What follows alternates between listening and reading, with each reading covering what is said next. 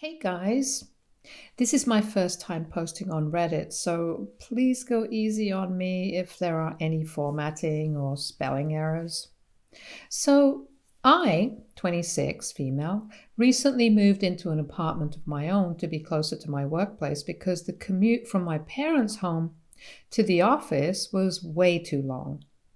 I'd saved up enough money from my previous job so I could finally afford to get a small place of my own, and my parents also helped me with the money. I've been living here for almost 3 months now, all on my own. But 6 days ago, my mother called me and asked me if I'd be willing to let my cousin Jason, 23, male, live with me for a while. He's supposed to start working in a few days, and his workplace also happens to be close to mine. So my mother told my aunt, her sister, that he could live with me and save a fortune on rent for the time being. My mother does tend to go above and beyond when it comes to her family, and it's usually my dad and I who get caught in the crossfire of her decisions. I was really annoyed that she told my aunt that he could live with me without even asking me first. And I didn't like that she told her that he could live with me without splitting the rent. He had to pay rent or he could look for another place to live, but my mother had already committed that he could live with me, so she told me not to worry about the rent and that she'd cover it, which was just ridiculous. But she insisted upon it, so I couldn't argue with her. She also emotionally manipulated me into agreeing to this arrangement and told me that they'd help me with finding an apartment and the cost of moving in and furnishing. So this was the least I could do for her, which I now realize was manipulative of her. But I'll get to that later on. Jason and I were born a few years apart and were close during middle school, but we grew apart in high school because he turned into kind of a brat. He used to be really arrogant and self-centered and hung out with the worst of the lot, so I distanced myself from him. He didn't seem to mind it either, and after that, we just never reconnected. We were civil to each other when our families met for the holidays, but never more than that, and never friendly. I didn't know how he was now, but I did hope that he changed for the better now that I'd actually have to live with him. My hopes were all dashed on the first day itself because he'd stayed home that day and had turned out to be a total slob. He'd messed up my house within a day, and I was so annoyed that I demanded he clean up as soon as I entered the house. He did do it, but he seemed just as annoyed with me as I was with him, and I honestly couldn't wait for him to start working so that he'd leave the house and wouldn't make a total mess when I came back home.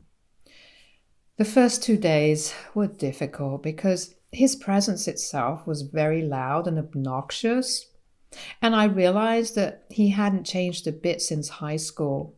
He'd been a brat then, and he was still a brat now because all he did while he was at home was play Halo, talk to his friends as loudly as he could on his phone, and order takeout. I only put up with him because my mother had manipulated me into letting him stay and had agreed to cover the cost of his living here. And also because I didn't have to cook or clean for him since he only ate takeout and he'd learned his lesson after the first day. So he'd started cleaning up after himself and didn't make a mess of my picture-perfect house. Before any of you guys come for me and call me a pushover, let me just tell you guys that my mother can be really forceful and manipulative in some situations, and I did try my best to avoid this situation, but I couldn't. At last, on the third day, Jason finally started work, and we came back home at the same time, so the house was just how I'd left it in the morning. He ordered takeout once more, and I cooked myself dinner, and then we went to sleep. It was the first decent day we'd had with minimal interaction, so I was finally becoming okay with this arrangement. Unfortunately, it didn't last long because the very next day, I came home a little later than usual because of traffic and found that my home had been taken over by a bunch of random men in suits. There were like 6 or 7 of them with loosened ties and tops of their shirts unbuttoned so they could be as laid back as possible while they emptied a bottle of really expensive wine that I'd bought for myself for special occasions. I was pissed when I saw them all laughing and talking around my coffee table with their feet up on it, something that I absolutely despised. It got worse when Jason spotted me and very casually he told me that he'd invited his coworkers over for some drinks and told me to get the other bottle of wine from the cabinet for them as well. One of his coworkers even had the audacity to tell me that I should have stored beer for them instead, and that earned him some more laughs, but not from me, unfortunately. I was furious already and was trying to keep it together, but I failed when Jason once more told me to get the bottle of wine and even signaled towards the cabinet. I lost it and snapped at him, telling him that he had arms and legs of his own so he could get that bottle himself for his douchebag coworkers. And I also added that since he didn't pay rent to live here, I'd appreciate it if he asked me first before he invited people over. That seemed to stun them all a little, and that brought me some degree of satisfaction, so I headed to my room, slammed the door shut, and instantly called my mother up to tell her that I couldn't live with this guy anymore. He was a slob, but I could still forgive that since he had started to be mindful of it. But this was just disrespectful to me, and I couldn't take that, even if she did cover his share of the rent. My mother got really emotional and told me that she couldn't just let me kick him out because that would effectively ruin her and my aunt's relationship forever, and yet again manipulated me into letting him stay in spite of his ridiculous behavior. She said that I'd done enough by snapping at him in front of his friends, so she guilt-tripped me a little as well. I decided that I wouldn't apologize, but I wouldn't kick him out either since my mother promised that I'd only have to put up with him until the end of this month. After he received his first paycheck, she talked to my aunt and made sure Jason moved out so I could get rid of him. I didn't like the thought of having to stay with him for an entire month. But again, my mother was being so pushy and slick that I ended up agreeing to that as well. Jason and I didn't speak after that incident, and I barely saw him because he'd shut himself in his room as soon as he came back home from work. This went on for 2 days, and today I received a call from my aunt. I'm assuming that neither Jason nor my mother told anyone about the incident because my aunt didn't ask about it. Instead, she had another outrageous demand to make. She wanted me to cook for her son, do his dishes, and do his laundry. He'd mentioned that I only cook for myself and do my dishes and laundry without even asking him if he needs my help with it or not. He told her about this when he'd first moved in with me, like after 3 days of living with me, and it had been bugging her a lot because she didn't think her son was experienced, and so she didn't want him overworking himself or falling sick from all the takeout. She explained to me that I'm older than him, so I should be looking out for him, and that included doing things that her precious son wasn't used to doing while he was living with them. Honestly, I was a little flabbergasted when she was telling me that I needed to cook and clean for him, and then explaining why I needed to do these things for him. It was crazy how she expected me, a working woman, to babysit and spoon-feed her adult son like he was 13 and not 23. Actually, let me take that back. Even a 13-year-old would know these basic life skills, and it was literally insane that she expected me to do this for her son. So I snapped at her as well and told her that she didn't expect me to look out for him, but she expected me to look after him like I was his mother, which I wasn't. She could either take him back and give him king treatment, or she could deal with this and let her son learn. Just as I had expected, she didn't take that kindly and started off on a sermon about how to be a good sister and that I should be protective of my younger siblings, just like my mother is, instead of being so arrogant and acting like an activist. In her opinion, her son was a really sweet boy. That's what she actually said to me, and I'm quoting her right now. and deserved to be looked after well. So I decided to burst her bubble about her son being the perfect little boy and told her about the incident with the wine the other day. I told her that not only had he been disrespectful of my right to privacy in my own home by inviting his friends without asking me first, and then opening up my bottle of wine, but he's also insulted me by demanding that I bring him another bottle when they were done with the first one, as if I was his personal maid and not the owner of this house. I know technically I'm not exactly the owner, but you all know what I mean. I thought that this incident would at least knock some sense into the woman, and she'd acknowledge that maybe her son wasn't as perfect as she thought he was. But of course, I was wrong. Instead of reflecting on her son's behavior and accepting that he'd been rude and disrespectful, she demanded that I issue a public apology because I'd insulted him in front of his friends by refusing to get him that bottle of wine. She said that I should have just sucked it up and got him the bottle to avoid any drama in front of his friends, and I could have discussed his behavior with him later privately and in a more civil manner, but I chose to humiliate him instead. I needed to apologize to him publicly and make sure that his friends who were present there that day also saw that apology like they'd seen me disrespect her darling son. I told her I'd do no such thing and that she could take her son and leave me the heck alone now, and made sure that I brought that up since it was my mom who was paying his share of the rent. Her son had better show me some respect because he was living here for free. Then I hung up and muted her because I was not interested in dragging that conversation on any longer.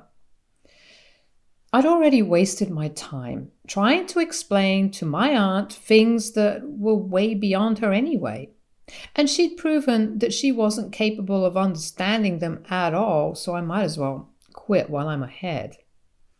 I'd already mentally prepared myself to call my mother and tell her that I didn't want Jason living with me anymore, but before I could call her, she called me and started yelling at me because apparently I'd ruined her relationship with her sister. I didn't understand what she was referring to, but then she clarified that apparently what I'd said about her paying Jason's share of the rent meant that I'd never actually agreed to let him live with me voluntarily and that I wasn't treating them like family does. This had led to a fight between them, and my mother was blaming me because for some reason this was supposed to be my fault, and I should have known to keep my mouth shut when it came to her and her family. I didn't agree with that at all, and I fought with her as well because it wasn't my fault that she'd forced me to take my cousin as a roommate when I clearly didn't want to. She's the one who forced and manipulated me into doing it, and now she was mad that I told my insufferable and entitled aunt the truth. Even after I told her what my aunt had said to me, she wasn't ready to hear it and insisted that I'd been very selfish and hadn't thought of how this would reflect on her and how this would affect her relationship with her sister. I tried to explain to her why I did what I did, but after one point, it just felt like we were talking in circles, and there was no point in trying to get her to understand my side of things as well. So I hung up in the middle of her rant and haven't got back to her since. I've always loved my mom, but she's way too pushy when it comes to her family. And I'm 23 now. I can't keep dealing with this, especially not when it comes to Jason and my aunt, who are both equally insufferable. I do feel like I overdid the part about Jason living here rent-free, since it's not like I was losing out on anything. My mother had agreed to pay, but she just wanted me to keep it a secret. And I think that's the part that I do regret. I shouldn't have rubbed that in their faces so much because that wasn't entirely fair. AITA for insulting my cousin by saying that he was living with me as a roommate for free in front of his friends, even though my mom was covering for his share. Update 1. Hi everyone. Thank you to everybody who commented on the original post with advice. Not so thankful for the people who are calling me a pushover and all sorts of other things, because I think I explained the reason why I gave in to my mom's demands at all. She'd brought up how she and my dad had helped pay for the apartment and the furnishing, so I owed her one, and that's why I'd allowed Jason to stay here with me. She's also really manipulative and bossy when it comes to her family, which I think I've already elaborated, so I don't know why there was such pointless negativity in the comments. I get that I should have been more assertive, but I'm sure there are better and more helpful ways to let me know about that. Anyway, it's been almost 3 days since I posted here, and Jason left that very day after my phone call with my aunt.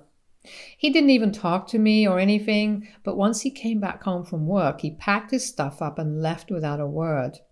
I'm sure he left because my aunt told him to, and I'm glad that they had that conversation and decided that he needs to get out of here because that's what I wanted anyway. I don't care what their reasons are. I'm just happy he's gone because I don't need a grown and entitled man-child and his equally entitled and delusional mother bugging me for the next couple of months. I've also spoken to my mother about it. She wanted me to post that public apology and apologize to my aunt as well for the sake of their relationship. But I told her to go to hell and that I would be doing none of those things.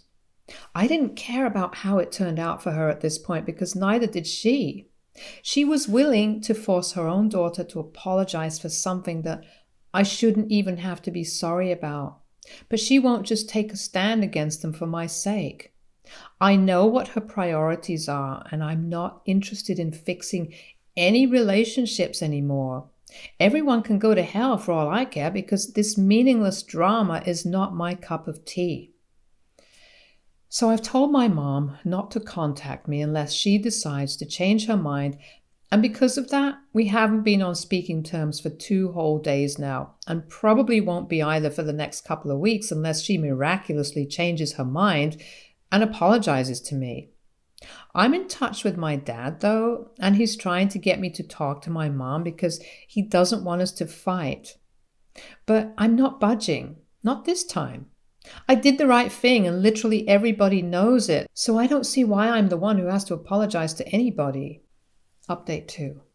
Hey, so it's been a week now and I haven't spoken to my mother in a while, but my dad continued to check up on me every day. This morning he called me before I left for work and requested me to come home a bit early since my mother wanted to meet me, so I did that. My parents arrived around the same time as I came back home, so I expected my mother to at least greet me or be nice to me when we met in the parking lot or when we went up together to my apartment in the elevator. But she was ignoring me and refused to even glance at me like I wasn't even there. That rubbed me the wrong way because she was the one who requested this meeting and not the other way around. So she couldn't just pretend like she didn't want to talk to me when she's the one who made me come back home early for her.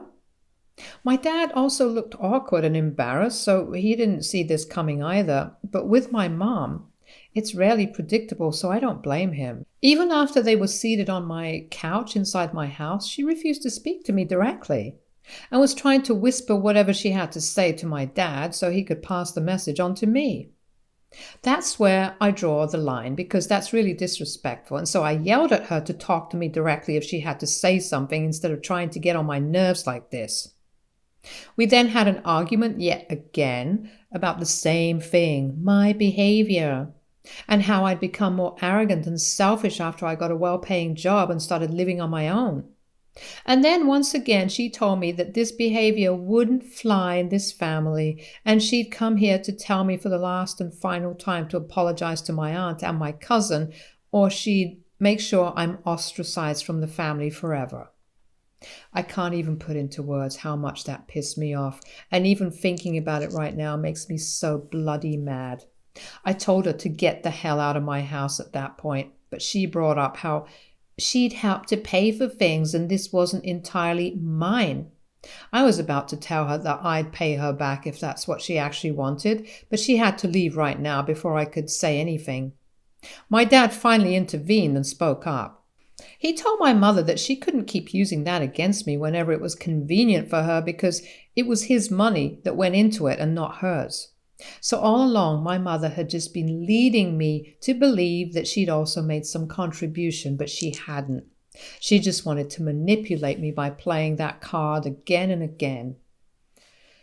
I'm disappointed, but if anyone would be capable of playing such disgusting mind games with their daughter, it would have to be my mother, without a doubt. My parents had a bit of an argument when my dad supported me, but after about 15 minutes, both of them left, and my dad even apologized to me for wasting my time. He was also pretty pissed off by then, and so was I, so the meeting didn't end on a good note like I'd expected it to. But at least it was over. It's been several hours since they left. It's a little past midnight right now, but I haven't heard back from my dad, so I'm just waiting for him to call within the next couple of days and update me on what's up with him and my mom. I don't know what's going to happen now, because my dad rarely ever speaks up and goes against my mom, and this is one of the few times that he's meddled in one of our arguments, so there's really no telling what my mom might say or do about this now. I just hope this doesn't end too badly for our family, because it's already so annoying that just because of my aunt, there are such problems arising within my family. Update 3. 4 days since the last update, and my parents finally spoke yesterday. They didn't talk to each other for 3 days, but then my mom finally broke down and talked to my dad. She's apologized to him, but he says that she still needs time to come around and apologize to me as well, because my mother has a huge overinflated sense of ego. And for the first time, she knows that she screwed up. It's fine though. She can take her time, because right now, I'm just trying to focus on work since I've taken on a new project recently, and it requires me to stay back late for a couple of days to get a head start on the progress. Surprisingly enough, Jason also texted me last night and apologized for the way he'd behaved while he was living with me, and said that it was totally unacceptable on his part. He can't get his mother to see that she's wrong, but I hardly care about my aunt. She's worse than my mom when it comes to admitting when she's wrong, and besides, after our last interaction and this many fights, I don't even want to talk to her. So I don't care if she doesn't apologize to me either. I did forgive Jason though, so it's all good for now. Stay tuned for more stories from our girl relationships.